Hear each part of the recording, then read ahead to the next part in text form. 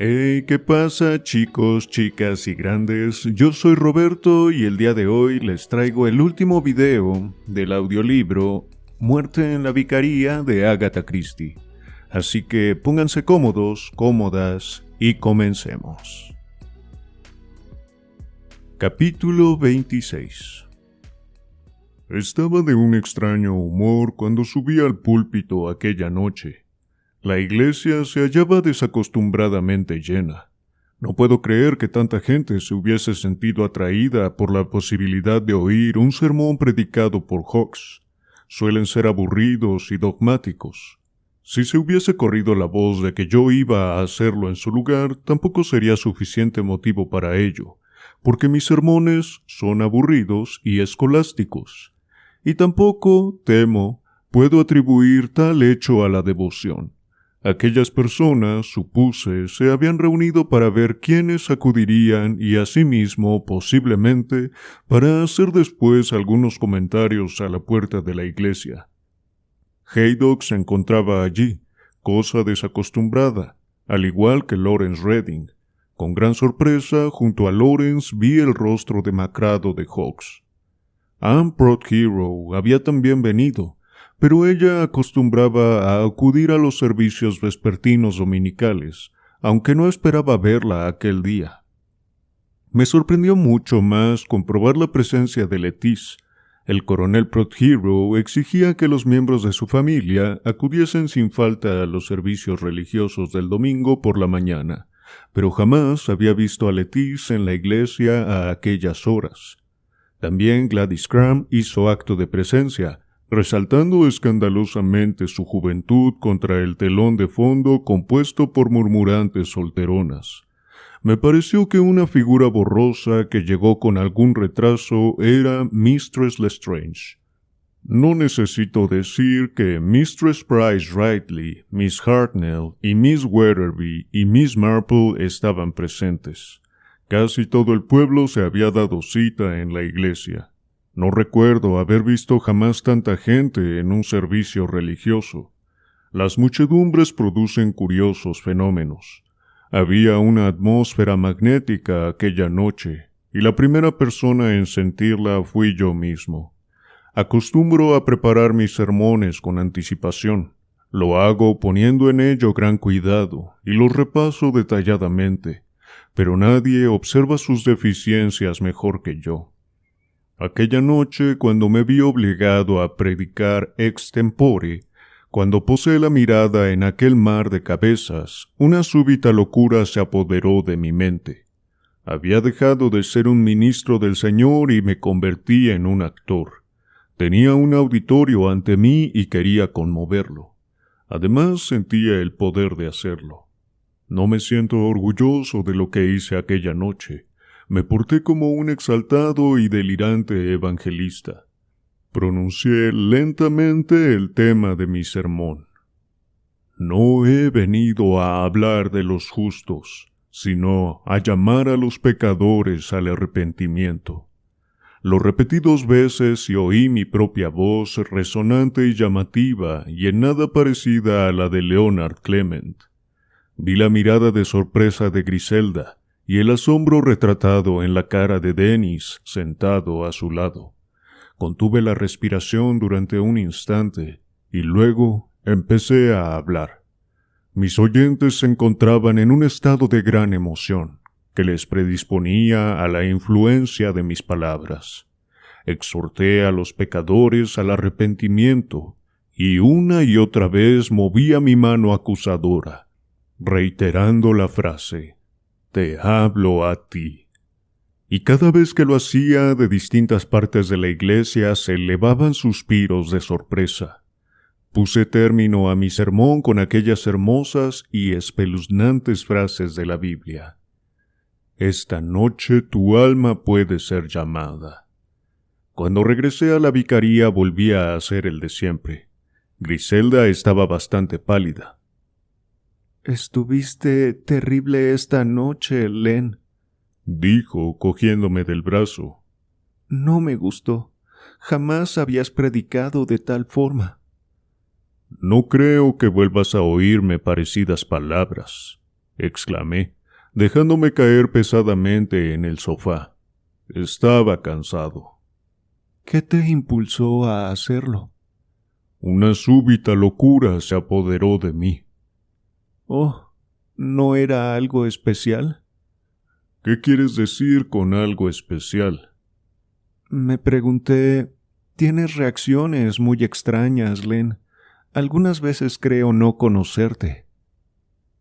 Cenamos frío aquella noche, pues Mary estaba ausente. Hay una nota para ti en el recibidor, dijo Griselda. ¿Quieres ir a buscarla, Dennis?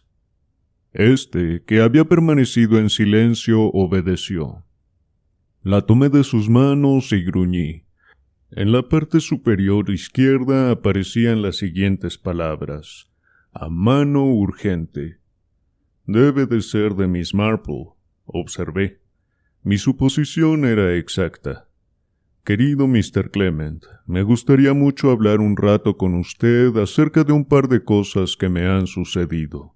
Creo que todos debemos cooperar a la solución de este desgraciado misterio. Si me lo permite, iré a su casa alrededor de las 9:30 y llamaré a la puerta-ventana de su gabinete. ¿Acaso la querida Griselda quiera tener la amabilidad de venir a mi casa y hacer compañía a mi sobrino?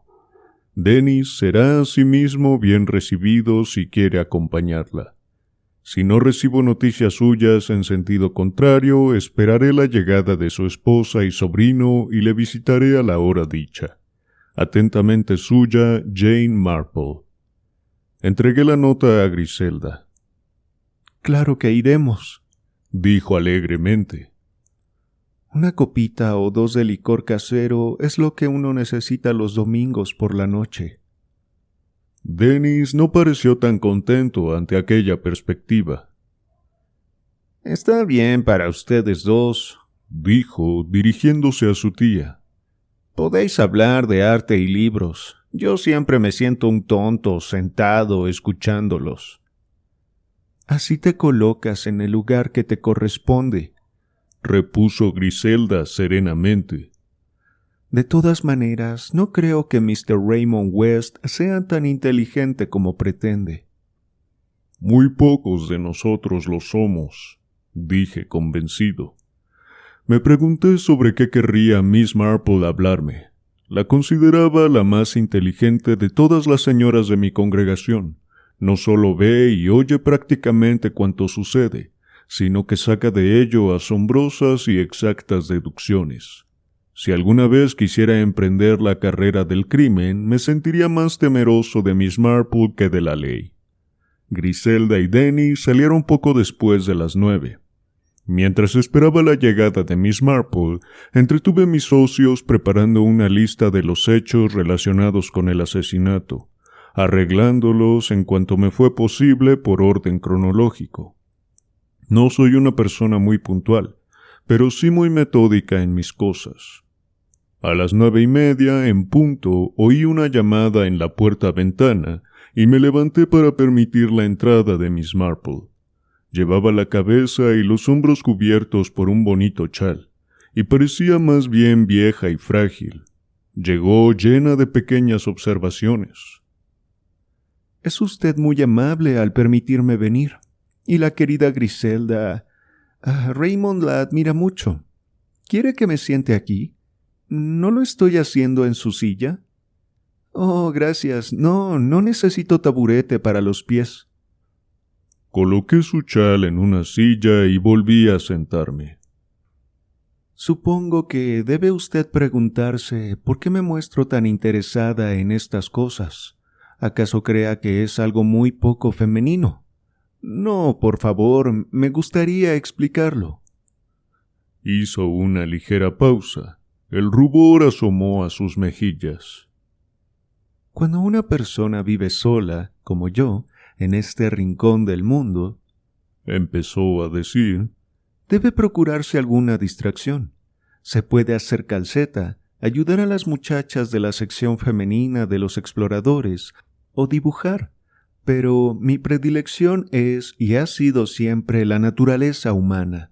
Es tan variada y fascinante.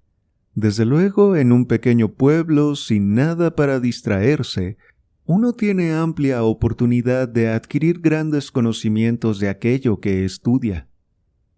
Empieza por clasificar a la gente como si se tratara de pájaros o flores. Algunas veces se cometen errores que son menores a medida que transcurre el tiempo. Y entonces uno se prueba a sí mismo. Se toma un pequeño problema como por ejemplo aquel caso del cesto de camarones que constituyó un misterio sin importancia, pero absolutamente incomprensible a menos que uno encuentre la solución adecuada. O el caso de las pastillas para la tos y del paraguas de la esposa del carnicero. Este último de una rara significación, a menos que se suponga que el verdulero no se comportaba con la debida decencia con la esposa del carnicero, como así era en realidad. Es grandemente fascinante aplicar las teorías propias y averiguar que uno ha acertado. «Y usted acostumbra siempre a estar en lo cierto», dije sonriendo. «Lo cual temo que me haya hecho algo vanidosa», confesó Miss Marple. «Pero siempre me he preguntado si sería capaz de descifrar un misterio verdaderamente importante. Lógicamente, no debiera ser más difícil que cuando se trata de algo insignificante. Después de todo, un modelo reducido de torpedo no deja de ser un torpedo». «¿Quiere usted decir que todo es cuestión de relatividad, no es cierto?», dije lentamente. «Por lógica habría de serlo, pero ignoro si en realidad lo es». «Supongo que debe ser igual», observó Miss Marple. «Los factores, como los llamábamos en la escuela, son idénticos. Existe el dinero y la mutua atracción entre personas de distinto sexo y la locura. Mucha gente está algo loca.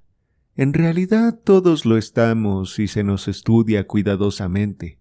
La gente normal hace a veces cosas asombrosas, mientras que los anormales, por contra, actúan en algunas ocasiones de una manera completamente lógica. En realidad todo se reduce a comparar a la gente con otras personas que uno ha conocido. Se asombraría al comprobar los pocos tipos distintos de gente que existen». «Me asusta usted», dije. «Me parece encontrarme bajo la lente de un microscopio». «Naturalmente no osaría hablar así con el coronel Melchett. Es muy autocrático, ¿verdad? O con el inspector Slack, que es exactamente como la dependienta de la zapatería, que quiere venderle a unos zapatos de piel de becerro porque los tiene a nuestra medida, y no toma en consideración que lo que uno quiere, en realidad, son zapatos de ante». Era una magnífica descripción de Slack. Continuó. «Pero estoy segura de que usted, Mr. Clement, sabe tanto acerca del asesinato como el propio inspector. Pensé que si pudiéramos trabajar juntos...» «Supongo que todos en el fondo de nuestros corazones nos creemos unos Sherlock Holmes», repuse. Entonces le hablé de las 3 llamadas que recibí aquella tarde y del descubrimiento hecho por Anne del cuadro acuchillado, de la actitud de Miss Cram en la comisaría de policía, describiendo asimismo la identificación que Haydock hizo del cristal que encontré en el bosque. «Puesto que lo encontré yo mismo», dije, «me gustaría que tuviera alguna importancia, pero probablemente nada tendrá que ver con el caso». «He estado leyendo muchas novelas americanas de detectives en la biblioteca pública, esperando poder encontrar en ellas algo que pudiera ayudarme», dijo Miss Marple. «¿Leyó en ellas algo acerca del ácido pícrico?» «Temo que no. Recuerdo haber leído hace mucho tiempo una novela en la que un hombre fue envenenado con ácido pícrico que le fue frotado por el cuerpo en forma de ungüento». «Pero como nadie ha sido envenenado aquí, esta no parece ser la cuestión», observé. Entonces cogí la lista que había preparado y se la alargué. He tratado de recapitular los hechos del caso en la forma más clara y detallada que me ha sido posible, dije. Relación de los hechos. Jueves, día 21, 12:30. El coronel Prothero cambia la hora de la cita, de las 6 a las 6:15. Probablemente medio pueblo le oyó decirlo. 12:45. Pistola vista en su sitio por última vez. Esto es dudoso, pues Mistress Archer había previamente dicho que no podía recordarlo con exactitud. 5:30 aproximadamente. El coronel y su esposa salen de Old Hall en dirección al pueblo, en coche. 5:30. Falsa llamada telefónica hecha desde el pabellón norte de Old Hall. 6:15, o 1 o 2 minutos antes. El coronel Prothero llega a la vicaría, Mary le hace pasar al gabinete. 6:20. Mistress Prothero viene por el sendero de atrás y cruza el jardín hasta la puerta-ventana del gabinete. 6:29. Llamada hecha desde la casa de Lawrence Redding a Mistress Price Ridley, según la central. 6:30 a 6:35. Se oye el disparo, aceptando como correcta la hora de la llamada telefónica. Las declaraciones de Lawrence Redding, Anne Prothero y del Dr. Stone parecen indicar una hora más temprana, pero Mistress Price Ridley probablemente está en lo cierto. 6:45. Lawrence Redding llega a la vicaría y encuentra el cadáver. 6:49. Hallo el cadáver. 6:55. Haydock examina el cadáver. Nota: Miss Graham y Mistress Lestrange son las únicas personas que no tienen coartada alguna de las 6:30 a las 6:35. Miss Graham dice que se encontraba en la excavación de la tumba, pero nadie lo confirma. Parece razonable, sin embargo, no considerarla sospechosa, pues nada indica que tenga relación con el caso. Mistress Lestrange salió de la casa del Dr. Haydock algo después de las 6 para acudir a una cita. ¿Dónde fue y con quién estaba citada? No es probable que fuera con el coronel Prothero, pues éste tenía ya un compromiso conmigo. Es cierto que Mistress Lestrange se encontraba cerca del lugar de autos a la hora en que se cometió el asesinato, pero parece dudoso que tuviera motivo alguno para quitarle la vida. Su muerte en nada le beneficiaba y no puedo aceptar la teoría del inspector de que se trataba de un caso de chantaje. Mistress Lestrange no es de esa clase de mujeres. También parece improbable que hubiese podido hacerse con la pistola de Lawrence Redding. Muy claro, dijo Miss Marple, asintiendo en señal de aprobación.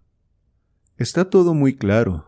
Los caballeros siempre preparan sus notas con cuidadoso detalle. ¿Está usted de acuerdo con lo que he escrito?, pregunté.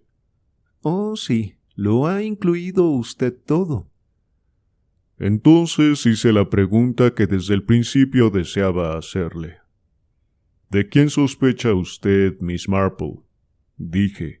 En cierta ocasión dijo que había 7 sospechosos.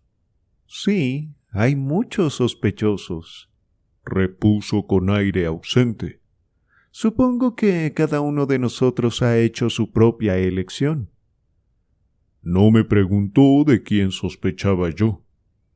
La cuestión estriba, prosiguió, en que uno debe encontrar una explicación para cada cosa, y esta explicación debe ser totalmente satisfactoria. Si uno tiene una teoría que encaja en cada hecho, entonces debe ser correcta.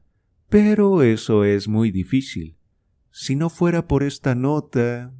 En fin, ya veremos. ¿La nota?, dije sorprendido.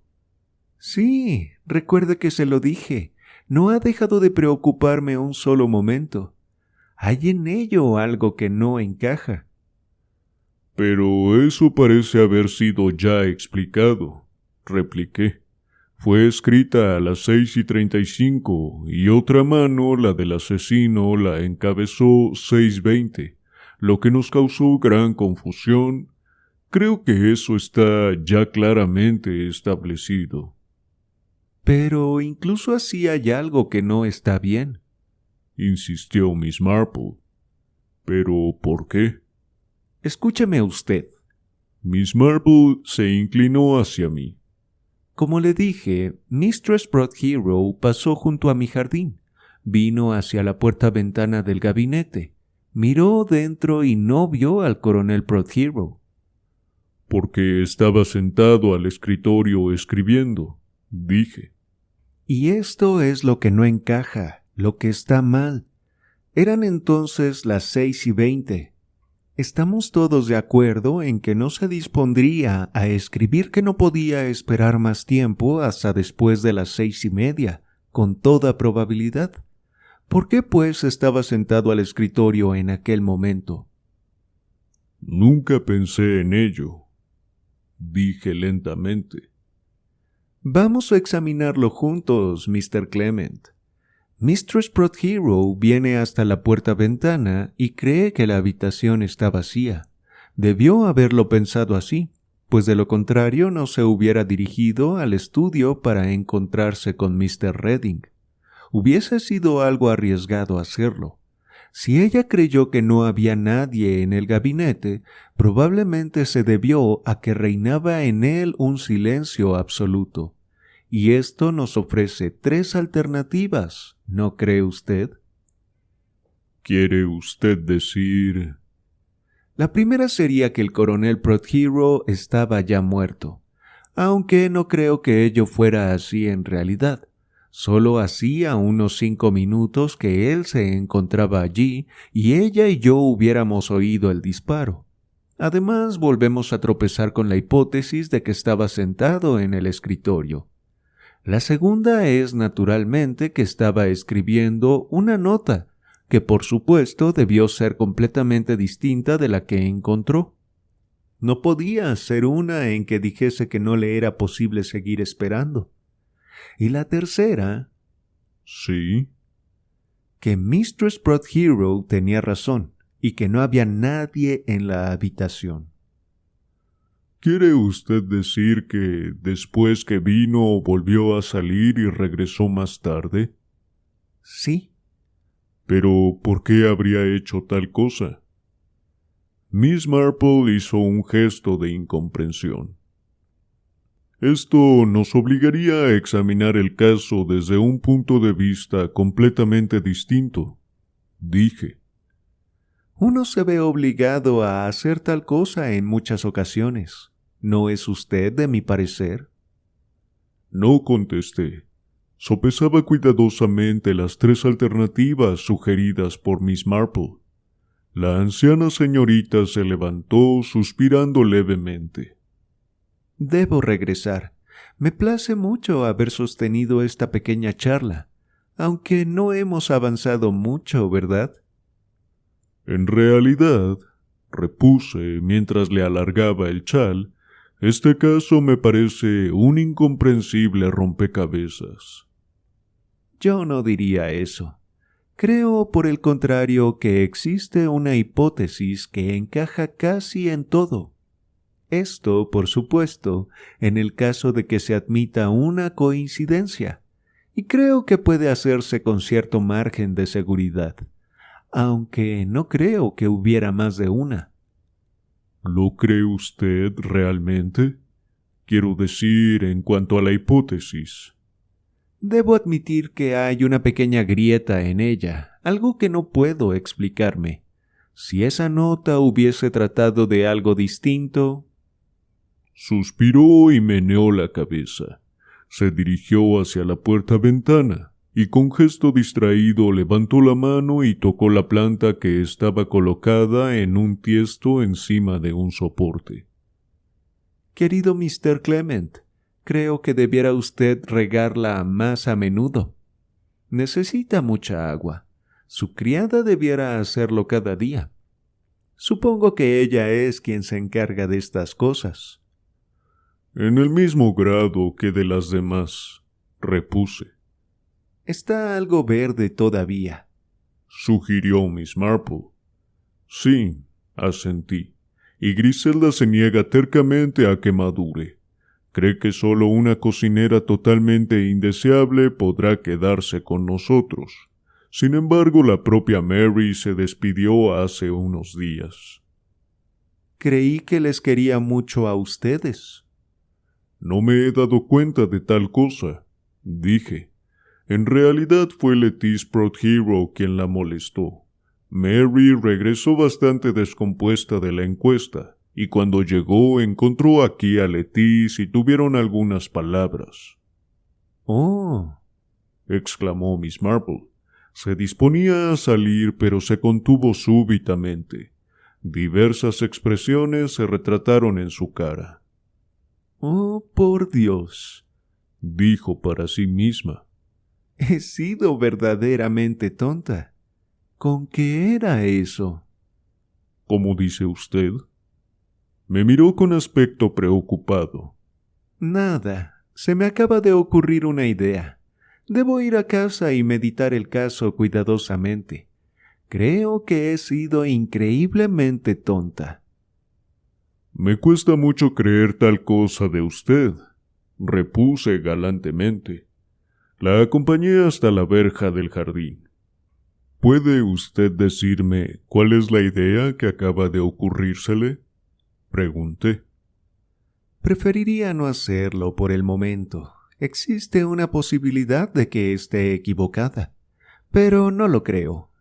Ya hemos llegado. Muchas gracias por acompañarme, pero no debe molestarse en seguir más allá.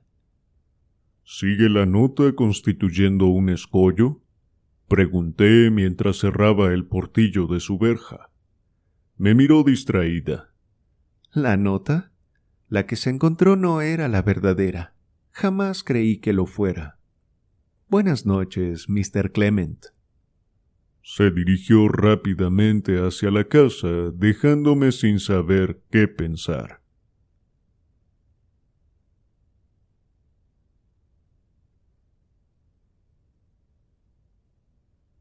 Capítulo 27.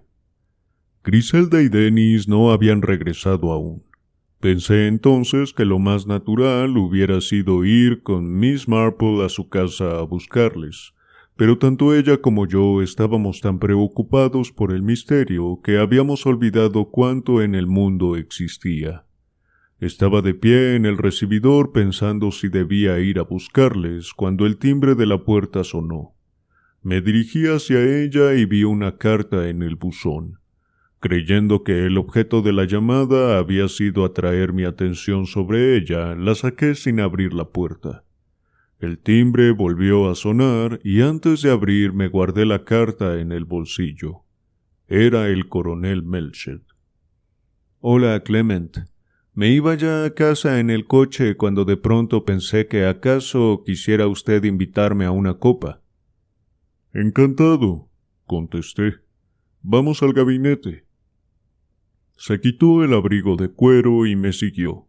Traje la botella de whisky, un sifón y 2 vasos. Melchett estaba de pie ante el hogar con las piernas abiertas, acariciándose el recortado bigote. «Tengo que comunicarle una cosa, Clement. Es la cosa más asombrosa que jamás haya oído, pero la dejaremos para más tarde. ¿Cómo van las cosas por aquí? ¿Hay alguna otra señora que tenga alguna pista nueva?» «No se portan del todo mal», repuse. «Una de ellas cree que quizá haya solucionado el caso». «Debe tratarse de nuestra amiga Miss Marple, ¿no es verdad?»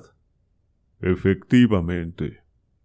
«Las mujeres como ella siempre creen saberlo todo», dijo el coronel Melchett. Sorbió un whisky con soda.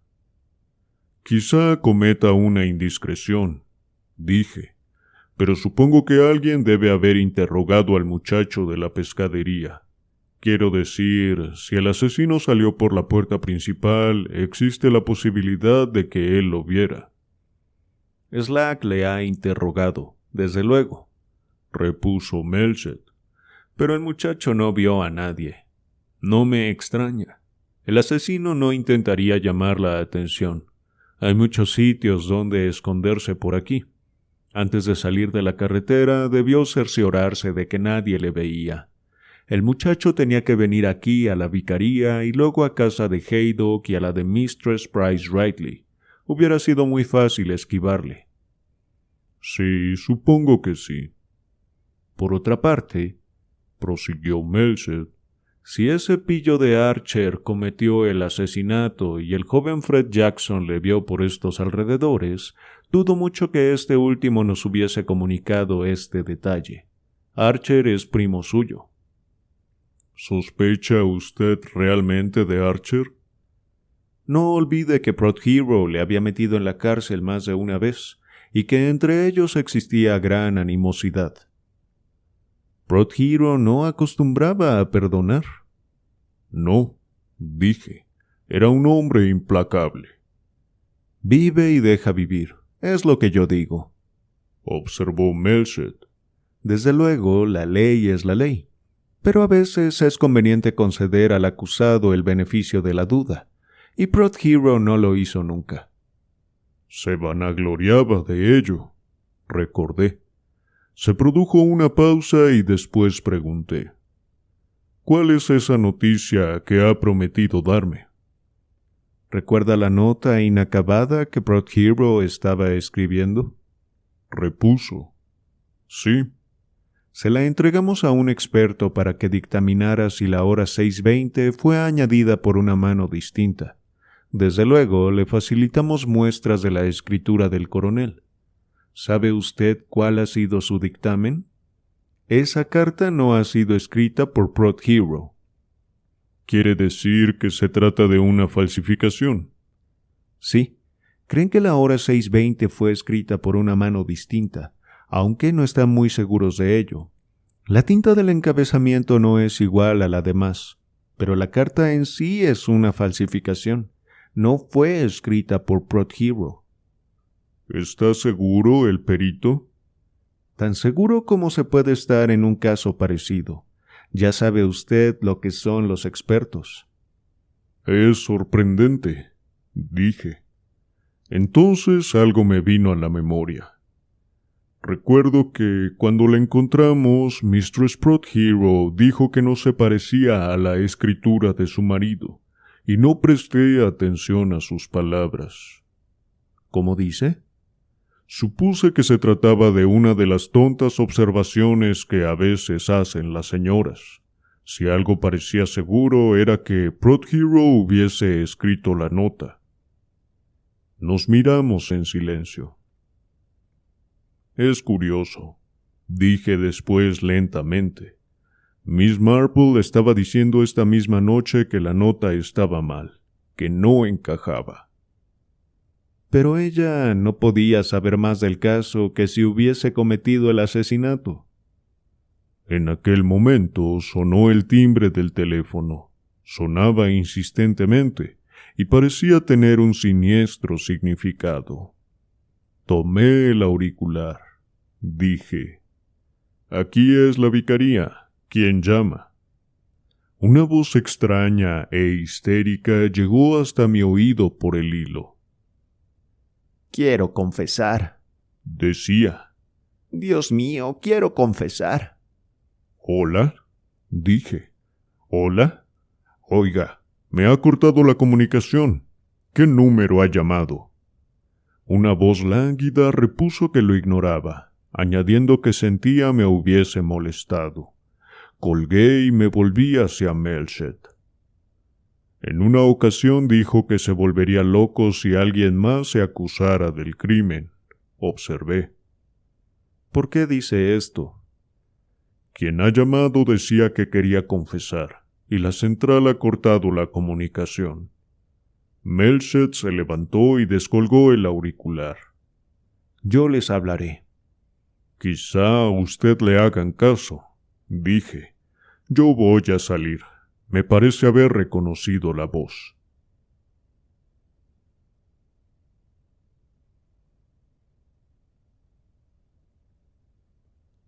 Capítulo 28. Me apresuré por la calle del pueblo. Eran las 11 y a esa hora en domingo por la noche, Saint Mary Mead parece muerto. Sin embargo, vi luz en una ventana de un primer piso, y suponiendo que Hawkes estaba aún levantado, me detuve y llamé a la puerta. Después de lo que pareció un tiempo interminable, Mistress Sadler, la patrona de Hawkes, descorrió ruidosamente 2 cerrojos, quitó la cadena, dio la vuelta a la llave y me miró sospechosamente. «Es el vicario», exclamó. «Buenas noches», dije. «Quiero ver a Mr. Hawkes. Hay luz en su ventana, por lo que debe estar todavía levantado». «Quizás sí. No lo he visto desde que le subí la cena. Ha pasado una noche tranquila. Nadie ha venido a verle y no ha salido». Asentí y me dirigí rápidamente hacia las escaleras. Hawkes tiene un dormitorio y un saloncito en el primer piso. Hawkes estaba dormido, echado en un sillón. Mi entrada no le despertó. Tenía al lado una caja vacía de sellos medicinales y un vaso medio lleno de agua. En el suelo, junto al pie izquierdo, había una arrugada nota de papel con algo escrito en ella. La recogí y la alicé. Empezaba: «Mi querido Clement». La leí, lancé una exclamación y la guardé en el bolsillo. Entonces me incliné sobre Hawkes y le examiné cuidadosamente. Después descolgué el teléfono que estaba junto a su oído y llamé a la vicaría. Melchett debía estar aún tratando de localizar la llamada, pues la central me dijo que el número comunicaba. Les pedí que me llamaran cuando se desocupara y colgué.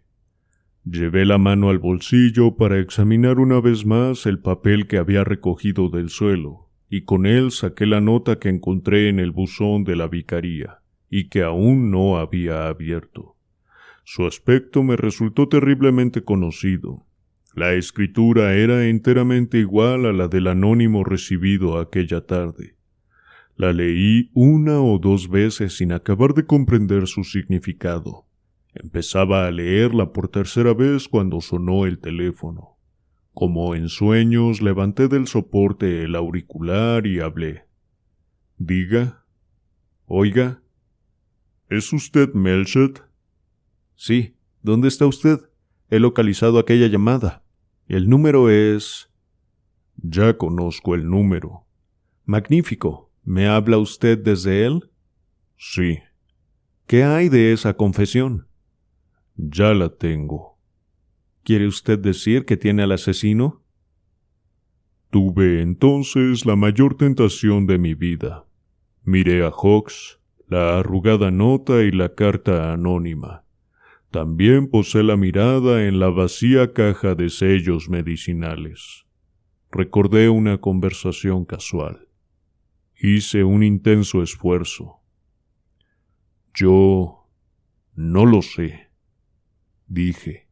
«Será mejor que venga usted enseguida», y le di la dirección. Entonces tomé asiento en la silla frente a Hawkes y medité. Tenía 2 minutos para ello. Transcurrido aquel tiempo, Melchett llegaría. Leí el anónimo por tercera vez. Entonces cerré los ojos y pensé.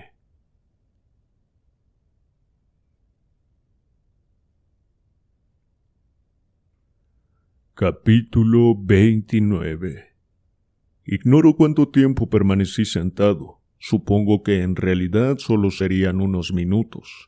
Sin embargo, pareció haber transcurrido una eternidad cuando oí abrirse la puerta, y volviendo la cabeza vi a Melchett entrando en la habitación. Miró a Hawkes dormido en el sillón y se volvió hacia mí, inquiriendo con vivo interés. «¿Qué es eso, Clement? ¿Qué significa?» De las 2 cartas que tenía en la mano, elegí una y se la entregué. La leyó en voz alta. «Mi querido Clement, lo que tengo que decirle es bastante desagradable. Después de todo, prefiero escribirlo. Podemos hablar de ello en otro momento. Se refiere a las recientes desapariciones de dinero. Siento tener que decirle que estoy perfectamente seguro de conocer la identidad del culpable. Por doloroso que sea para mí tener que acusar a un pastor de nuestra iglesia, no tengo más remedio que hacerlo. Debe hacerse un escarmiento y... Me miró interrogativamente. En aquel punto la escritura se convertía en un garabato indescifrable, originando por la llegada de la muerte, que paralizó la mano que escribía. Melchett respiró profundamente y miró a Hawkes. Con que esa es la solución. El único hombre en quien jamás pensamos. El remordimiento le ha obligado a confesar. Su comportamiento era bastante raro en estos días, admití. Súbitamente Melchett se dirigió hacia el durmiente con una aguda exclamación. Le cogió de los hombros y lo sacudió primero con suavidad y después con violencia. No está dormido. ¿Qué significa esto? Sus ojos se posaron en la vacía caja de sellos. La cogió en sus manos.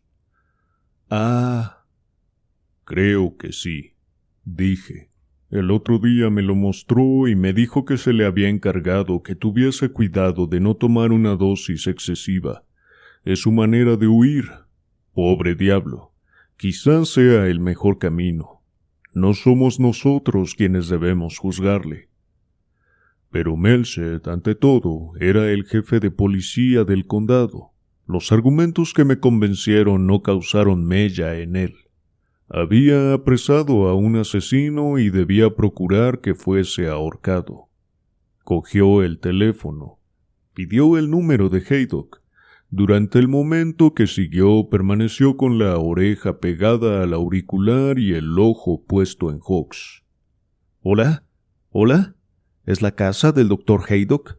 Dígale que vaya enseguida al domicilio de Mr. Hawkes en High Street. Es urgente. ¿Qué? ¿Qué número es, pues? Oh, lo siento. Colgó con irritación. Número equivocado. Y la vida de un hombre depende de ello. Oiga, me ha dado un número equivocado. Sí, no pierda tiempo. Deme el 3, 9, 9 y no 5. La espera fue más corta esta vez. Hola, ¿es usted Haydock? Habla Melchett. Venga enseguida al número 19 de High Street. Hawkes ha tomado algo en dosis excesiva. Dese prisa, pues parece cuestión de vida o muerte. Colgó y dio unos pasos impaciente por la habitación. No puedo imaginar por qué no llamó usted inmediatamente al doctor Clement. Afortunadamente, jamás se le ocurre a Melchett que uno pueda tener ideas distintas a las suyas. No le contesté y él prosiguió. ¿Dónde encontró usted esta carta? Arrugada en el suelo, cerca de su mano, de la que debe haber caído. Es extraordinario. Esa vieja solterona tenía razón al creer que la nota que encontramos no era la verdadera. Sabe Dios cómo se le habrá ocurrido. Pero qué tonto fue este individuo al no destruirla. Es curioso que conservara la peor prueba que puede existir contra él. La naturaleza humana está llena de extraños contrasentidos. Si no fuera así, dudo que jamás apresáramos a algún asesino. Tarde o temprano cometen alguna estupidez. Tiene usted muy mal aspecto, Clement. Supongo que este debe ser el choque más fuerte que jamás haya sufrido. Lo es. Como le dije, Hawkes se ha comportado en forma rara en estos últimos tiempos, pero jamás hubiese imaginado... ¿Quién lo hubiera creído? Parece que llega un coche. Se dirigió a la ventana y apartó los visillos. Sí, es Haydock. Un instante después, el médico entraba en la habitación. Melchett le explicó la situación en breves palabras. Haydock enarcó las cejas, asintió y se dirigió al paciente. Le tomó el pulso, levantó uno de sus párpados y examinó atentamente la pupila del ojo. Entonces se volvió a Melchett. —¿Quiere salvarle para llevarle a la horca? —preguntó. —Ya está casi muerto. Dudo que pueda revivirle. Haga cuanto sea posible. —Bien. Buscó en el maletín que trajo consigo y sacó una jeringuilla hipodérmica con la que inyectó algo en el brazo de Hawks. A continuación, pausadamente, se puso en pie. —Lo mejor es llevarle al hospital de Much Benham. Ayúdenme a bajarle hasta el coche. Lo bajamos entre los tres. Mientras tomaba asiento detrás del volante, Haydock habló a Melchett. —No podrá usted colgarle —dijo—. ¿Cree que no recobrará el sentido? No lo sé, pero no es eso a lo que me refiero. Quiero decir que aunque se salve, no irá al patíbulo. Ese hombre no era responsable de sus acciones. Yo declararé en tal sentido. ¿Qué habrá querido decir con esto? Me preguntó Melchett mientras volvíamos a subir las escaleras. Le expliqué que Hawks había padecido encefalitis letárgica. ¿La enfermedad del sueño? Hoy día siempre se encuentra alguna razón para justificar toda mala acción. ¿No lo cree usted así? La ciencia nos está enseñando muchas cosas. Al diablo la ciencia. Oh, perdón, Clement, pero toda esta palabrería me está molestando en extremo. Bien, supongo que debemos dar un vistazo por aquí. Pero en aquel momento se produjo la más inesperada interrupción. Se abrió la puerta y Miss Marple entró en la habitación. Siento mucho molestar, lo siento mucho. Buenas noches, coronel Melchett. Como digo, siento molestarles, pero cuando supe que Mr. Hawks estaba enfermo, creí que mi deber era venir por si podía ser de alguna utilidad. Hizo una pausa. El coronel Melchett la estaba mirando con el disgusto pintado en el rostro. Es usted muy amable, Miss Marple, dijo secamente. Pero no debía haberse molestado. A propósito, ¿cómo se enteró de la enfermedad? Era la pregunta que yo mismo estaba deseando hacer. El teléfono, explicó Miss Marple. Tienen muy poco cuidado y suelen equivocarse de número. Usted habló conmigo creyendo que era el Dr. Haydock. Mi número es el 35. ¿Con qué ha sido eso? Exclamé. Siempre existe una explicación para la omnisciencia de Miss Marple. Por tanto, prosiguió, vine para prestar ayuda. Es usted muy amable, repitió Melchett incluso más secamente esta vez. Nada puede hacerse. Haydock le ha llevado al hospital. ¿Al hospital? Oh, me siento muy aliviada. Me complace mucho oírle decir esto. Estará a salvo allí. Cuando dice que nada puede hacerse, supongo que no querrá usted significar que no tiene salvación, ¿verdad? Es muy dudoso que salga con vida. La mirada de Miss Marple se dirigió a la caja de sellos. ¿Ha tomado una dosis excesiva, acaso? Creo que Melchett estaba dispuesto a no complacer la curiosidad de Miss Marple. Quizá en otras circunstancias yo hubiera sido de la misma opinión, pero la discusión del caso con Miss Marple era demasiado reciente para pensar de aquella manera, aunque debo admitir que su rápida aparición me asombró ligeramente. Eche una ojeada a esto, dije, entregándole la nota de Prod Hero. La cogió y la leyó sin aparentar sorpresa alguna.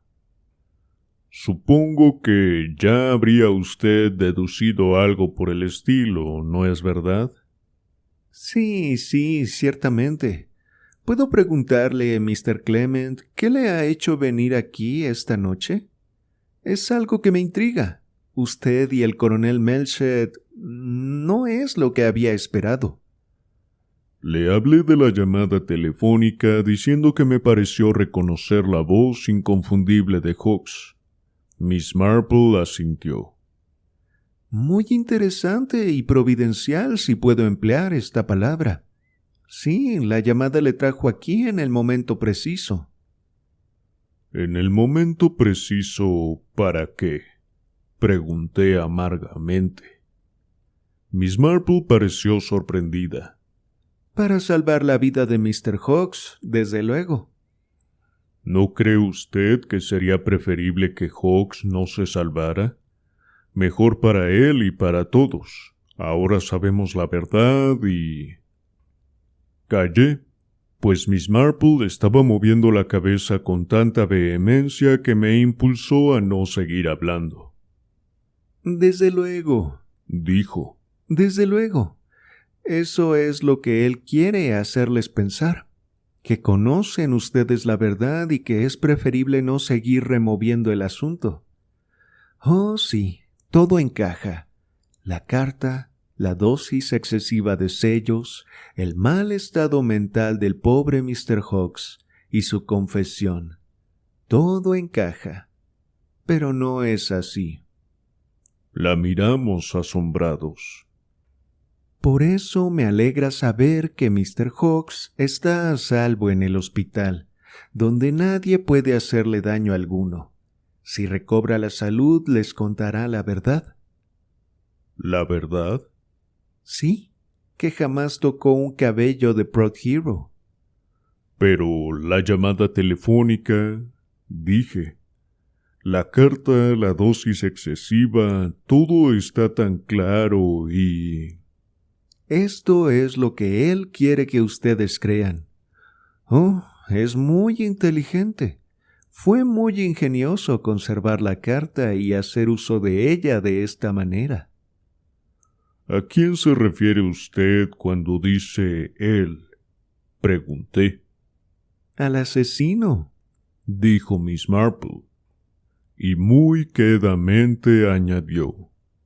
A Mr. Lawrence Redding.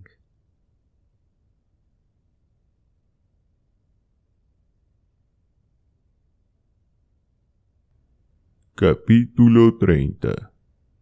La miramos con asombro.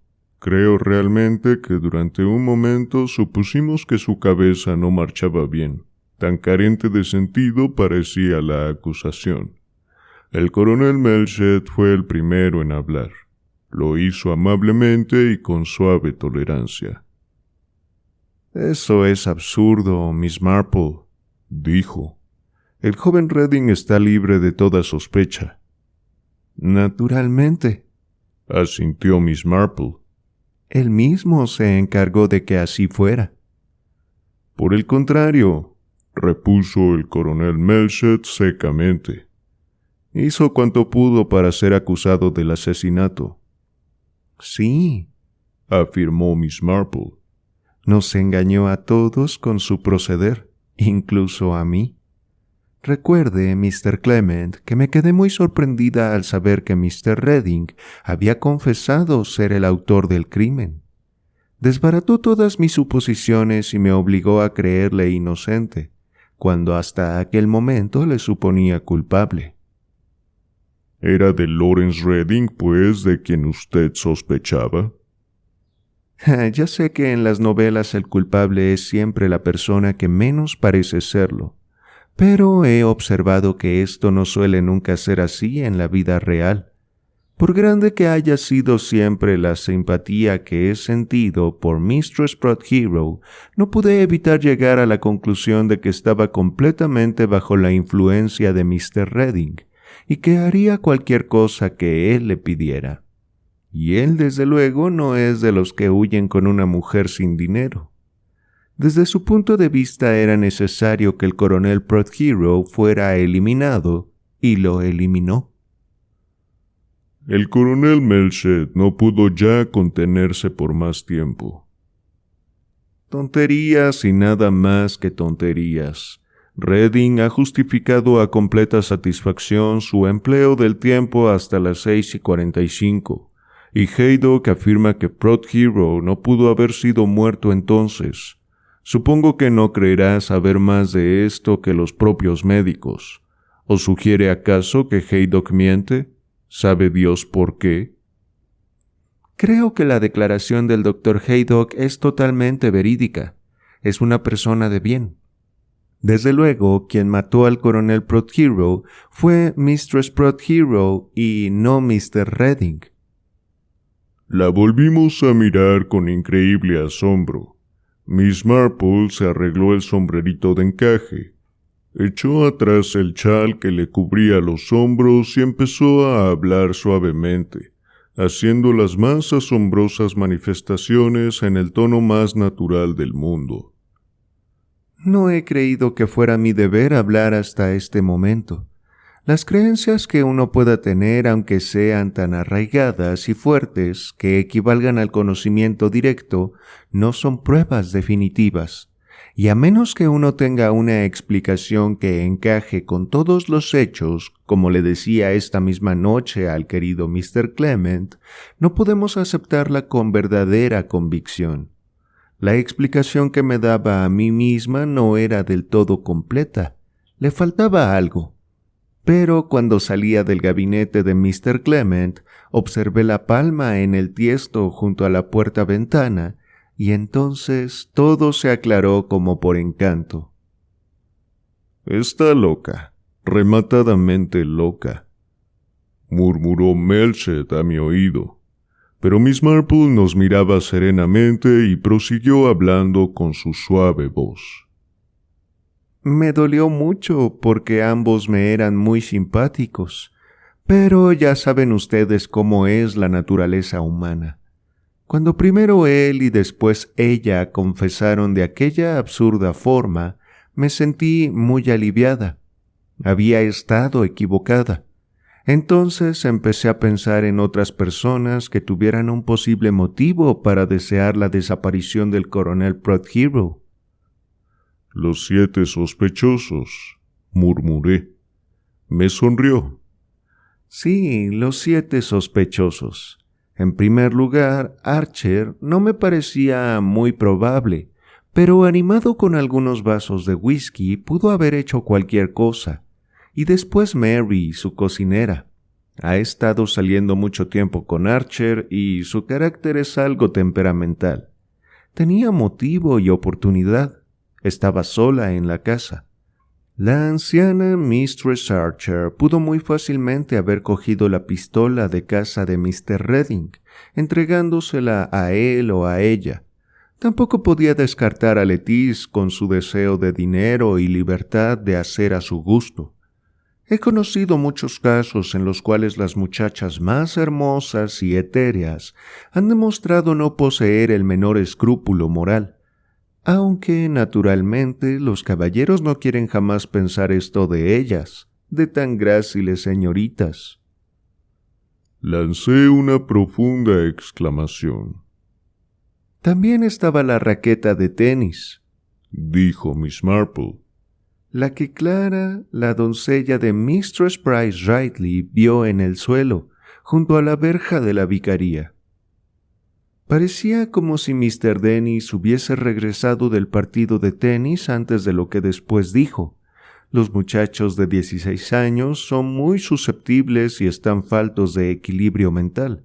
Sin tener motivo aparente alguno, pudo haberlo hecho, bien por usted o por Lettice. Era una posibilidad. Y también el pobre Mr. Hawkes y usted, no los dos a la vez, sino alternativamente, como dicen los abogados. ¿Yo? Exclamé inmediatamente en el colmo del asombro. Sí, debo pedirle perdón por mis sospechas, pero no debemos olvidar las desapariciones de dinero. El culpable debía ser usted o Mr. Hawkes, y Mistress Price Rightly ha insinuado por todas partes que usted era el autor de los desfalcos, principalmente por su fuerte oposición a que se llevara a cabo una investigación. Desde luego, personalmente siempre creí que se trataba del pobre Mr. Hawkes, que me recordaba mucho al desgraciado organista de quien le he hablado en alguna ocasión. pero de todas maneras no podía estar completamente segura. Siendo la naturaleza humana lo que es, dije completando su frase. Exactamente. Y asimismo, naturalmente, estaba la querida Griselda.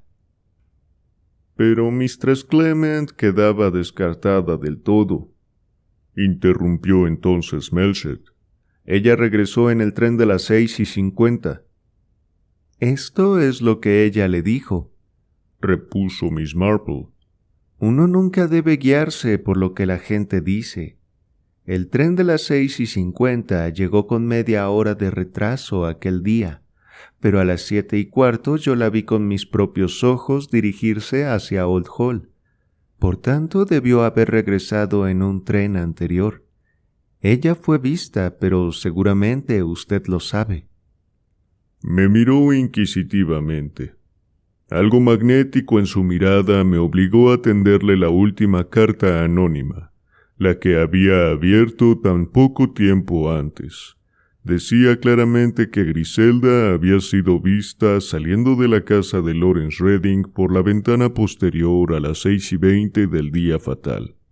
En ningún momento mencioné la terrible sospecha que me asaltó.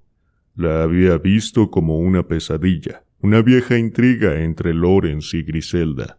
El conocimiento de ello llegando a oídos de Prothero, su decisión de comunicarme esos hechos, y Griselda robando la pistola para silenciar al coronel. No era sino una pesadilla, pero por algunos momentos tuvo el terrible aspecto de realidad. Ignoro si Miss Marple sospechaba algo por el estilo. Probablemente sí. Pocas cosas le pasan inadvertidas. Me devolvió la nota con un movimiento de cabeza. Todo el mundo lo sabe, dijo, y daba lugar a sospechas, especialmente cuando Mistress Archer juró que la pistola estaba en la casa cuando ella salió de la misma al mediodía. Hizo una ligera pausa y después prosiguió. Pero me estoy alejando mucho de la cuestión. Lo que quiero hacer, porque me considero obligada a ello, es darles mi propia explicación del misterio. Si no la creen, me quedará la satisfacción del deber cumplido. Quizá mi deseo de estar completamente segura de mi opinión cueste la vida al pobre Mr. Hawkes. Hizo otra pausa y cuando volvió a hablar su voz tenía un tono distinto. He aquí la explicación de los hechos. El jueves por la tarde el crimen había quedado planeado en sus menores detalles. Lawrence Reading pasó primero por la vicaría sabiendo que el vicario estaba ausente. Llevaba la pistola que escondió en el tiesto junto a la puerta-ventana. Cuando el vicario regresó, Reading explicó su presencia allí, manifestando que quería comunicarle su decisión de marchar del pueblo. A las 5:30, Lawrence Reading telefoneó desde el pabellón norte al vicario, con voz de mujer. Recuerden que es un buen actor aficionado. Mistress Prothero y su esposo acababan de salir hacia el pueblo, y cosa curiosa, aunque nadie parece haberle prestado atención alguna, Mistress Prothero no llevaba bolso. Es verdaderamente algo muy extraño en una señora. Un momento antes de las 6:20 pasa por delante de mi jardín y se detiene a hablar conmigo como para darme la oportunidad de comprobar que no lleva arma alguna consigo y que su estado es completamente normal. Tuvieron en cuenta que yo suelo fijarme mucho en todo. Se dirige hacia la casa y desaparece tras la esquina, en dirección a la ventana del gabinete. El pobre coronel estaba sentado ante el escritorio escribiéndole la nota al vicario. Como todos sabemos, era bastante sordo. Ella sacó la pistola del tiesto, se dirigió hacia él y le disparó un tiro en la cabeza. Arrojó la pistola al suelo y salió rápidamente, dirigiéndose al estudio cruzando por el jardín. Uno casi juraría que no tuvo tiempo de hacerlo. Pero, ¿y el disparo?, objetó Melchett. ¿No oyó usted un disparo? Creo que existe un invento conocido con el nombre de silenciador Maxim. Conozco su existencia por haber leído acerca de él en las novelas policíacas. Me pregunto si el estornudo que la doncella Clara oyó no fue en realidad el disparo. Pero no importa. Mistress Prothero se reunió en el estudio con Mr. Redding. Salieron juntos y, siendo la naturaleza humana como es, temo que poseían la certeza de que no me marcharía de mi jardín hasta que ellos abandonaran el estudio. Jamás me fue Miss Marple tan simpática como en aquel momento, con su humorística concepción de su propia debilidad. Cuando salieron, su actitud era alegre y normal, y ahí es donde cometieron un error, porque si verdaderamente se hubieran despedido, como aseguraron más tarde, su aspecto hubiese sido muy distinto. Pero ese fue su punto débil. Tuvieron gran cuidado en procurarse una coartada que cubriera los 10 minutos siguientes. Finalmente, Mr. Redding se dirigió a la vicaría, saliendo de allí lo más tarde que osó. Probablemente vio al vicario en el sendero y calculó el tiempo al segundo. Recogió la pistola con el silenciador y dejó la nota falsificada con la hora escrita, aparentemente por distinta mano. Cuando la falsificación se descubriese, tendría el aspecto de un grosero intento de complicar a Anne Prothero. Pero cuando dejó la carta vio que el coronel estaba escribiendo algo completamente inesperado. Como es hombre muy inteligente, comprendió que aquella nota acaso pudiera serle útil, y la cogió. Cambió la hora en el reloj para hacerla coincidir con la indicada en la carta, sabiendo que aquel reloj estaba siempre adelantado 1/4 de hora. Y yo también con la idea aparente de complicar a Mistress Prothero. Entonces salió, encontrándose con el vicario junto a la verja del jardín, y fingió sentirse sumamente alarmado y asustado. Como digo, es muy inteligente. ¿Qué trataría de hacer un verdadero criminal? Portarse con naturalidad, desde luego. Y esto es precisamente lo que Redding no hizo. Se desprendió del silenciador y se dirigió a la comisaría con la pistola, acusándose ridículamente, siendo creído por todo el mundo. Había algo fascinante en la versión del caso dada por Miss Marple. Hablaba con tal seguridad que ambos sentimos que el asesinato no pudo ser cometido de otra manera. ¿Y el verdadero disparo oído en el bosque? Pregunté. ¿Se trata de la coincidencia a la que usted se refirió esta noche? Oh, no. Eso no fue una coincidencia ni mucho menos. Era absolutamente necesario que se oyera un disparo, pues de lo contrario las sospechas contra Mistress Prothero pudieran haber adquirido demasiado cuerpo. No acabo de comprender en qué forma lo logró Mr. Redding, pero sí sé que el ácido pícrico estalla si se le deja caer algo pesado encima. Recuerde, querido vicario, que usted encontró a Mr. Redding llevando una gruesa piedra precisamente en el lugar del bosque en que usted halló ese cristal más tarde.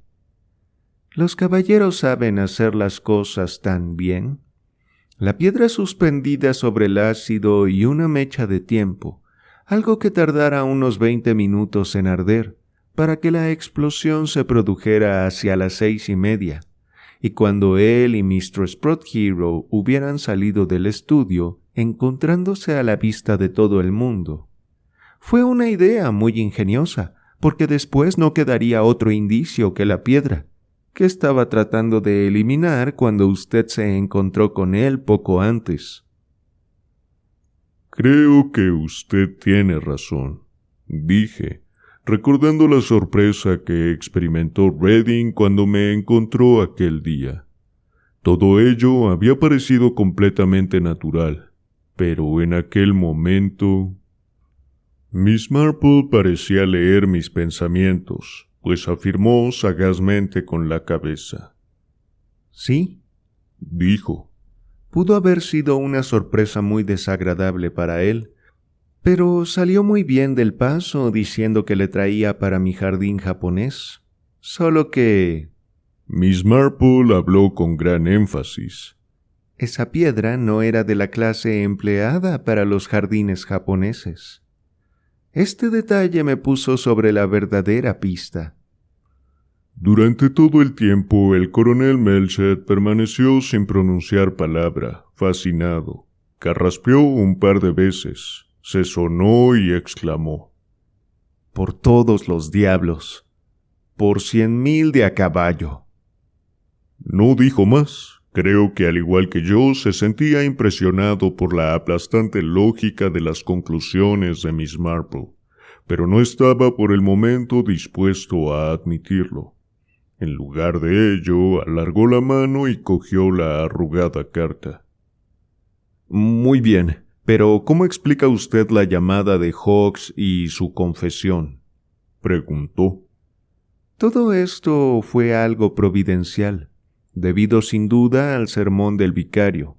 Su sermón ha sido verdaderamente admirable, querido Mr. Clement. Debe haber impresionado en grado sumo a Mr. Hawks. No pudo contenerse más tiempo y decidió confesar acerca de la apropiación de fondos de la iglesia. ¿Cómo? Sí, y esto, por designio de la providencia, es lo que le ha salvado la vida. Porque espero y confío en que se salve. El doctor Haydock es muy buen médico. En mi opinión, Mr. Redding conservó la carta, algo muy peligroso desde luego, pero supongo debió esconderla en lugar seguro. Esperó hasta descubrir a quién se refería, y no tardó en averiguar que se trataba de Mr. Hawks y pasó largo rato con él. Sospecho que fue entonces cuando cambió un sello de la caja de Mr. Hawks. Este pobre señor tomaría inocentemente el sello. Después de su muerte se hubiesen examinado sus pertenencias, encontrándose la carta, por lo que todo el mundo creería que fue el asesino del coronel Prothero, quitándose después la vida por remordimiento. Algo me impulsó a imaginar que Mr. Hawks debe haber encontrado la carta esta noche después de haber tomado el sello fatal. Dado su desordenado estado mental, debe haber creído que se trataba de algo sobrenatural, como consecuencia del sermón del vicario, sintiéndose impelido a confesar. «Palabra de honor», exclamó Melchett. «Es la cosa más extraordinaria, pero no creo ni una sola palabra de ello». Jamás había Melchett manifestado algo con tan poca convicción. Así debió parecerle a él mismo, por cuanto continuó diciéndole: ¿Puede usted explicar la otra llamada, la que hizo de la casa de Mr. Redding a Mistress Price Ridley? «Ah», exclamó Miss Marple. «Eso es lo que yo llamo coincidencia. La querida Griselda hizo esa llamada. Creo que ella y Dennis la hicieron juntos. Habían oído todos los rumores que Mistress Price Ridley estaba esparciendo acerca del vicario, e idearon este más bien infantil sistema de obligarla a callar. Lo curioso es que la llamada fue hecha coincidiendo con el disparo en el bosque, haciendo creer que ambas cosas guardaban relación entre sí. Súbitamente recordé que cuantos hablaban del disparo decían que el sonido era extraño y diferente al de un disparo normal. Tenían razón. Sin embargo, era difícil explicar en qué consistía la diferencia. El coronel Melchett se aclaró la garganta. «Su solución del caso es muy plausible, Miss Marple», dijo. «pero permítame decirle que no existe la menor cosa que pueda probarla». «Lo sé», admitió Miss Marple. «Pero usted cree que es cierta, ¿no es verdad, coronel?». Se produjo una pausa. «Sí, lo creo», dijo Melchett casi con repugnancia. «Es la única manera en que pudo suceder, pero no tenemos prueba alguna». Miss Marple carraspeó. Por esto pensé que, dadas las circunstancias, sí, quizá lo conveniente fuera preparar una pequeña trampa.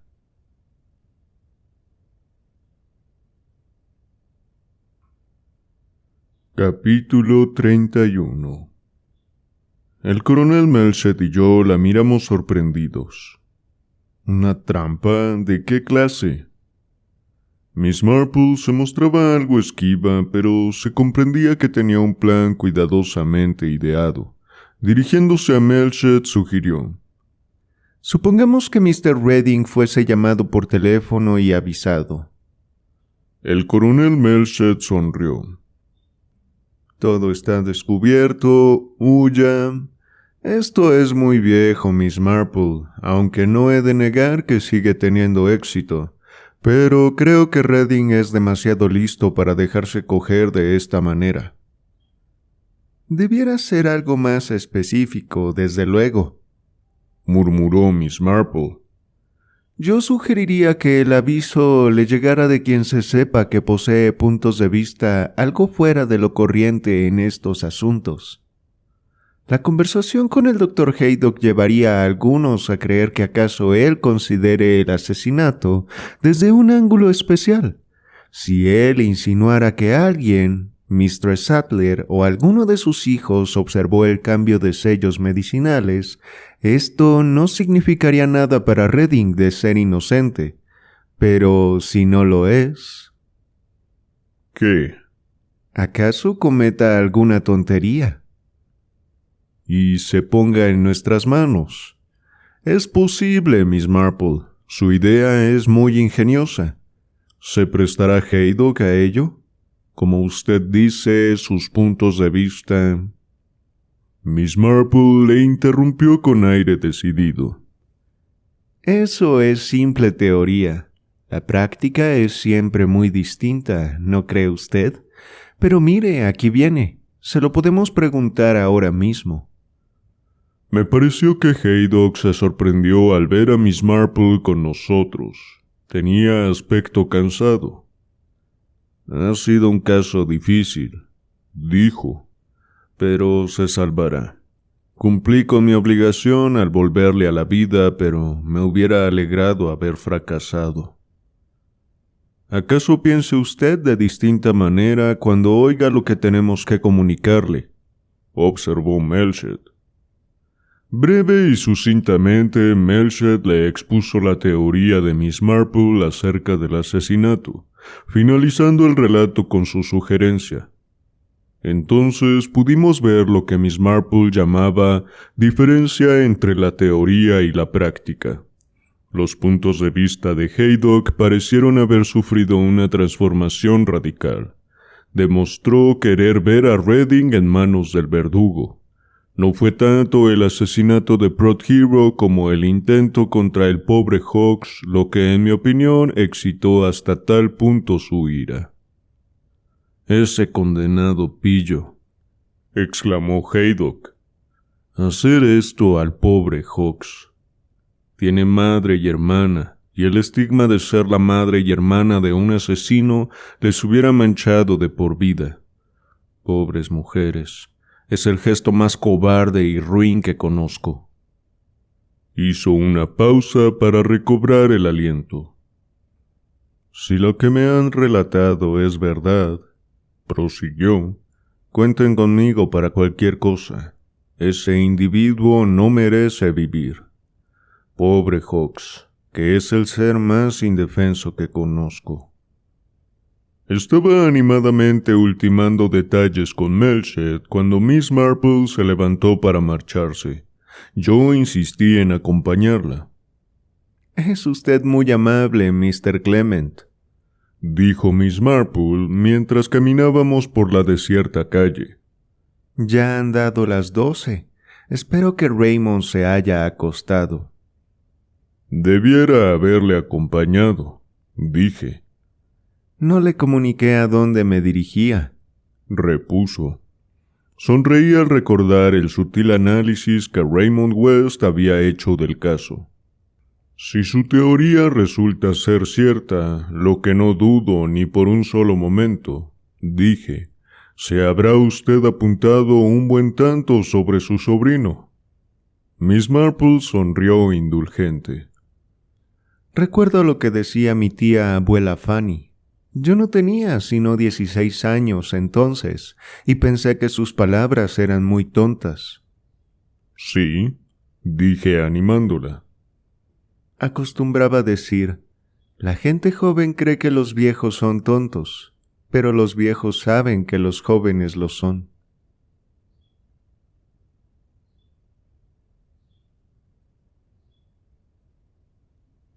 Capítulo 32. Poco más queda por decir. El plan de Miss Marple se llevó a cabo con pleno éxito. Lawrence Reading no era inocente, y la insinuación del cambio de sellos vista por un testigo le llevó a hacer algo tonto. Tal es el poder de una conciencia culpable. Se encontraba naturalmente en una situación difícil. Imagino que su primer impulso debió ser la huida, pero tenía un cómplice. No podía partir sin hablar con ella, y no osó esperar a la mañana siguiente. Por tanto, aquella noche fue a Old Hall, siendo seguido por 2 de los más sagaces hombres del coronel Melchett. Tiró unos guijarros a la ventana de Anne Prothero, la despertó, y un urgente susurro la hizo bajar para hablar con él. Sin duda se creyeron más seguros fuera de la casa que dentro, temiendo que acaso Letty se despertara. Los 2 agentes de policía pudieron oír toda su conversación, con lo que se disipó cualquier duda que hubiese podido existir. Miss Marple estuvo acertada en todas sus hipótesis. El juicio de Lawrence Reading y Anne Prothero es de conocimiento público, y no me propongo hablar de él. Solo mencionaré que el inspector Slack fue felicitado por haber llevado a los criminales ante la justicia, debido a su celo e inteligencia. Naturalmente nada se dijo de la parte que Miss Marple tuvo en el caso. Ella se hubiera sentido horrorizada ante la publicidad que tal cosa le hubiera acarreado. Letty vino a visitarme poco antes de que empezara el juicio. Entró por la puerta-ventana de mi gabinete con su acostumbrado aire de vaguedad. Me dijo que siempre había estado convencida de la culpabilidad de su madrastra. La pérdida de la boina amarilla no fue sino una excusa para registrar el gabinete. Esperaba encontrar algo que hubiese pasado inadvertido a la policía. Ellos no la odiaban como yo, dijo con su voz soñadora. Y el odio hace las cosas más fáciles. Se sintió disgustada ante el fracaso de su búsqueda, y entonces deliberadamente dejó caer el pendiente de Anne junto al escritorio. ¿Qué importancia podía tener que yo hiciese tal cosa, si sabía que ella lo había hecho? Era necesario que fuera juzgada. Ella le había matado. Suspiré. Existen algunas cosas que Letty no ve. En algunos aspectos es moralmente ciega. ¿Qué va a hacer usted, Letty?, pregunté. Cuando todo haya pasado, iré al extranjero. Vaciló un instante y prosiguió. Iré junto a mi madre. La miré, francamente sorprendido. Ella asintió. ¿No se lo imagina usted? Mistress Lestrange es mi madre. Está muriéndose. Quería verme y vino aquí bajo nombre supuesto. El doctor Haydock la ayudó. Es un viejo amigo suyo. Estuvo enamorado de ella en su tiempo. Es fácil darse cuenta. Creo que en cierto modo todavía lo está. Hizo cuanto pudo por ayudarla. Cuando vino, se cambió el nombre para evitar las desagradables murmuraciones de la gente. Fue a visitar a mi padre aquella noche y le comunicó que se estaba muriendo y que quería verme. Mi padre fue una bestia. Dijo que ella había renunciado a todo derecho sobre mí y que yo la creía muerta, como si yo me hubiese tragado esa historia.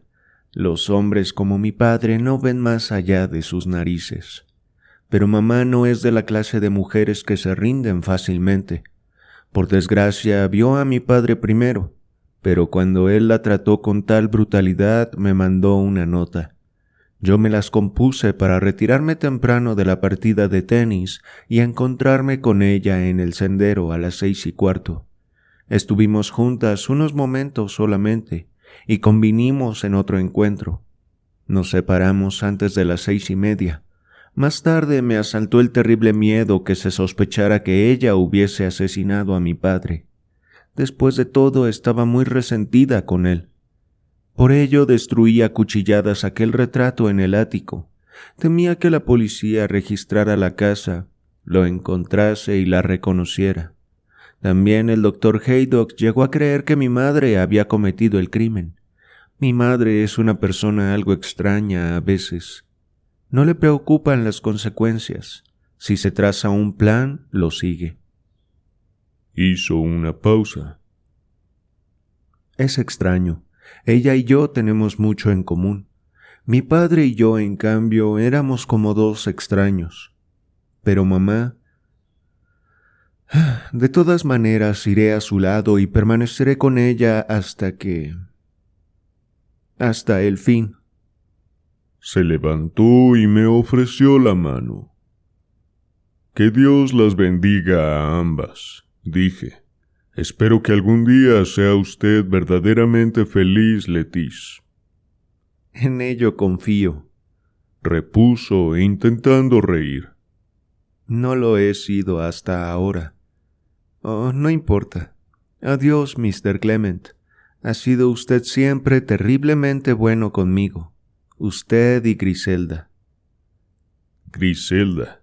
Debido a ella, la carta anónima me causó terrible desconcierto y dolor. Cuando se lo conté, primero rió y luego me sermoneó. Sin embargo, añadió, en el futuro seré más prudente y temerosa de Dios. Me miró con la risa bailándole en los ojos. Una influencia calmante está naciendo en mí, prosiguió. También nace en ti, pero en tu caso será rejuvenecedora. Por lo demás, así lo espero. No podrás seguir diciéndome que soy una niña cuando tengamos una propia. He decidido, Len, que ahora que voy a ser una verdadera esposa y madre, como dicen en las novelas, deberé convertirme a sí mismo en una buena ama de casa. He adquirido 2 libros sobre la dirección del hogar y uno sobre el amor maternal. Son terriblemente divertidos, especialmente el que habla de la manera como deben criarse los niños. ¿No has comprado también uno acerca de cómo debe tratarse al esposo? Pregunté con súbita aprensión mientras la traía hacia mí. No lo necesito, repuso. Soy una buena esposa y te quiero mucho. ¿Qué más puedes desear? Nada, dije. ¿No podrías decir, aunque sea solo una vez, que me amas terriblemente? Griselda, repuse, te adoro, te idolatro, estoy locamente enamorado de ti. Mi esposa dejó escapar un profundo suspiro de satisfacción. Después se separó de mí súbitamente. Ahí viene Miss Marple. No permitas que sospeche. No quiero que todo el mundo empiece a ofrecerme cojines y a recomendarme que me siente con comodidad. Dile que he ido al campo de golf. Esto la despistará. Además, debo ir, pero dejé mi jersey amarillo allí. Miss Marple se acercó a la puerta. Se detuvo y preguntó por Griselda. Ha ido al campo de golf, respondí. No es muy prudente que haga tal cosa ahora, dijo. Y entonces, como corresponde a una vieja solterona, se sonrojó. Para cubrir la momentánea confusión, hablamos apresuradamente del caso Prothero y del Dr. Stone, que resultó ser un conocido ladrón que empleaba diversos nombres. Miss Graham fue declarada libre de toda complicidad. Finalmente admitió haber llevado la maleta al bosque, pero lo hizo por completa buena fe.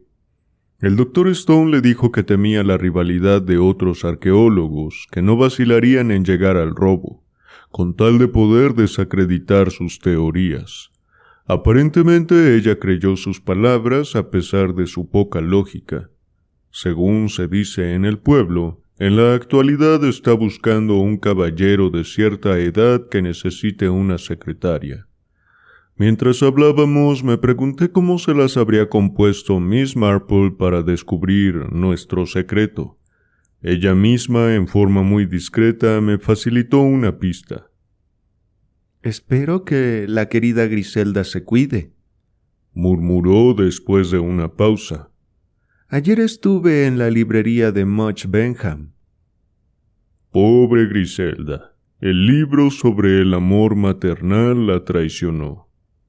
Me pregunto si sería usted desenmascarada alguna vez en el caso de que cometiera un asesinato, Miss Marple, dije.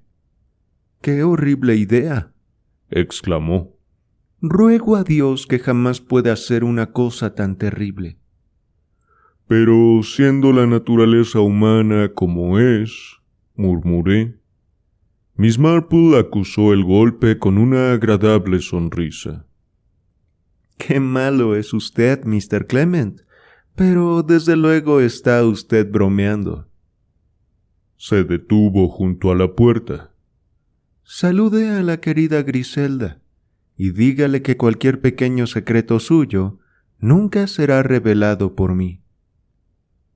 Realmente Miss Marple es una persona muy simpática. Fin.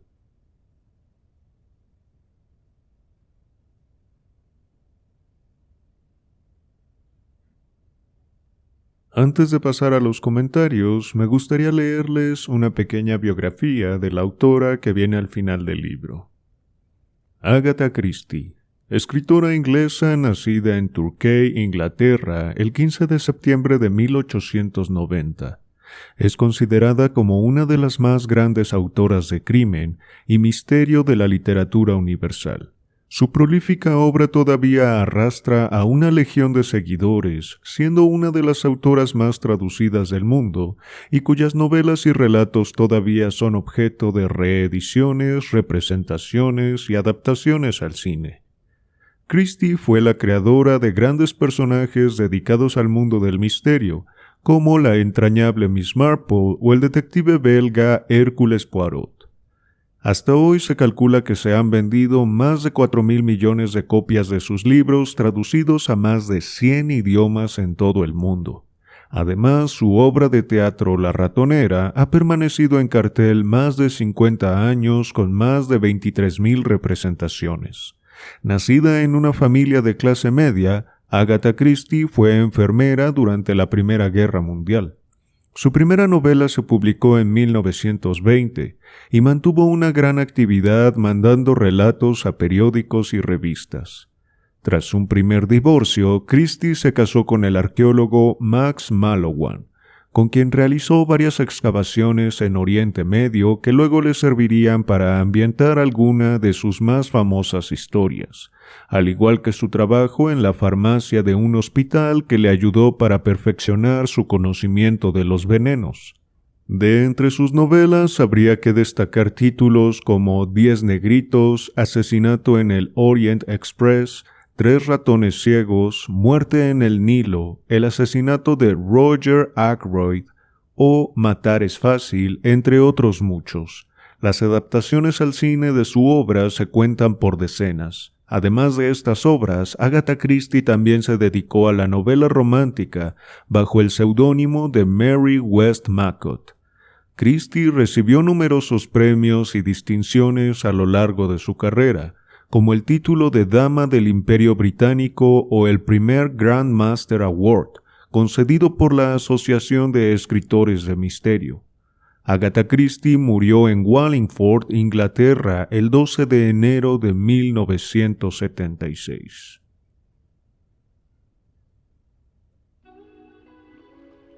Bueno, chicos, chicas, hasta aquí el video y libro de hoy. Espero que hayan disfrutado de esta obra. Agregamos un libro más a la lista de acabados y nos apuntamos un poco más de conocimiento literario sobre misterios y detectives. En esta obra, la figura de detective se sale por mucho de lo convencional, y es lo que la hace más original. Pero antes de pasar a los comentarios como tal de estos últimos capítulos, quisiera puntualizar algunas cosas. La primera es que si disfrutaste de la obra, no olvides dejar tu like y suscribirte al canal. Y la segunda es que en estos comentarios hablaré un poco de las obras que de esta autora ya hemos leído con anterioridad, por lo cual habrá algunos spoilers. Así que si no las has escuchado, mejor pausa el video y ve a las listas de reproducción a buscarlas. Espero las disfrutes y gracias por escuchar. Ahora, para los que ya han escuchado aquellas obras, pasemos a comentar los puntos importantes de este final de la novela. Se resuelven todos los enigmas que se habían ido construyendo a lo largo de la obra. Por un lado tenemos a los Archer, que al final no tuvieron nada que ver. Como ven, muchos de los indicios apuntaban hacia ellos, y una de las teorías de Slack concordaba con este par de personajes. Al final, Archer hijo ni siquiera tuvo que hacer acto de presencia en la novela. Parte de esta teoría de Slack implicaba que uno de los Archer pudo haber llamado a Mrs. Price Rightly para distraer su atención, pero resultó que esa llamada fue hecha por Dennis y Griselda. Hacían una travesura, tratando de defender al vicario de las constantes insinuaciones de esta señora de que el vicario era quien robaba el dinero de la iglesia. Sin embargo, el culpable de esto parece haber sido Hawks. Esto se descubre precisamente en la nota que luego encuentra el vicario en casa del pastor. El asesino dejó ahí la nota. Esa era precisamente la que el coronel estaba escribiendo cuando lo asesinaron. Pero este crimen, muy probablemente motivado por su encefalitis, fue pasado por alto, ya que se le había adjudicado uno peor, precisamente el de haber asesinado al coronel. Pero bueno, antes de llegar a eso, hay otro par de enigmas que también se develan. Uno de ellos es el del supuesto Dr. Stone, que en realidad se trataba de un ladrón muy buscado que ya había ocupado varios alias. En realidad, Miss Cram no estaba compinchada con él, pues no conocía la verdadera identidad de este hombre. En cuanto a Lettice y Mistress Lestrange, el misterio que ocultaban era su parentesco de madre e hija. Mrs. Lestrange en realidad tenía una enfermedad mortal y había visitado al coronel para que la dejara ver a Lettice. Este no se lo permitió, pero después ellas dos se pudieron encontrar. Lo hicieron justo cuando se llevaba a cabo el asesinato. Por lo mismo, la señora Lestrange no quiso dar testimonio con Slack. Y también Lettice se fue temprano del juego de tenis para plantar el pendiente de su madrastra en el gabinete de la vicaría. Madre e hija se estaban protegiendo mutuamente.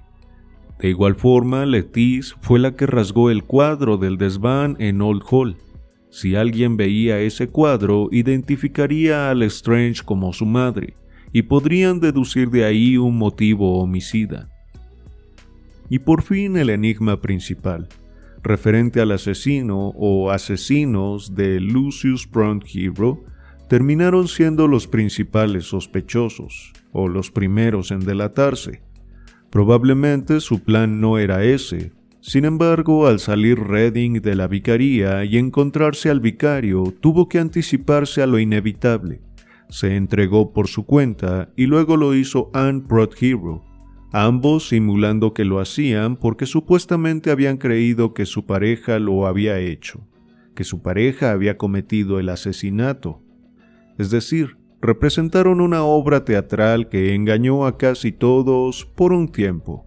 Digo casi a todos porque Miss Marple ya los tenía en su punto de mira desde el principio, aunque no estaba segura del todo.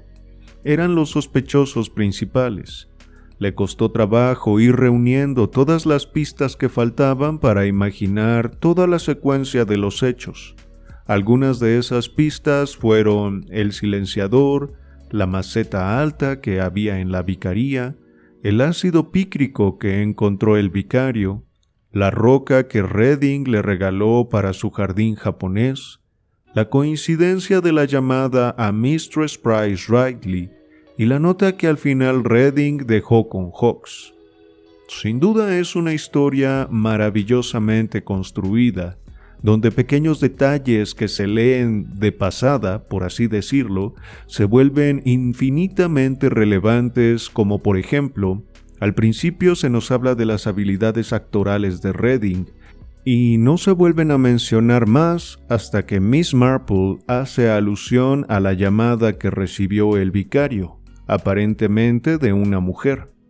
O por ejemplo, lo que dice el farmacéutico en el andén de tren, que el tren de las 6:50 siempre está retrasado. Eso era esencial para saber que Griselda no había ido a Londres, o que si había ido, había regresado mucho más temprano. En fin, pequeños detallitos que no tienen mucha relevancia en su momento y que se esconden tras otros datos que parecieran más importantes. Creo que en ese sentido, la autora sabe jugar excepcionalmente con la psique de sus lectores. Le da mucha comida a nuestro ego detectivesco para que nos devanemos los intestinos digiriendo información irrelevante, mientras que los aperitivos eran en realidad la clave del asunto. Y aquí viene el spoiler, si es que no han escuchado las otras novelas. Recientemente en el canal habíamos leído Muerte en el Nilo, y creo que la resolución de aquel caso se parece mucho a la de este. Incluso el trasfondo es muy similar. Hay un triángulo amoroso, un integrante de la pareja muere, y los culpables terminan siendo los amantes. En un inicio de la historia es muy obvio que los amantes tienen razones para asesinar al tercero, o la tercera. Pero sucede algo que los vuelve los menos sospechosos. Se desarrolla una gran serie de eventos en la que entran en escena varios enigmas referentes a historias paralelas, y eso es lo que le da vida al suspenso e incertidumbre, y es en la medida en que se van resolviendo estos pequeños enigmas añadidos que se vuelve de nuevo al principio, a los principales sospechosos, a los amantes que han ideado un plan cínico pero efectivo. Sin embargo, uno de estos amantes se termina volviendo el eslabón débil y comete algún error. En aquella historia, Poirot, y en esta Miss Marple, pero siempre está un alter ego de la autora tirando por el suelo ese triunfo de los amantes.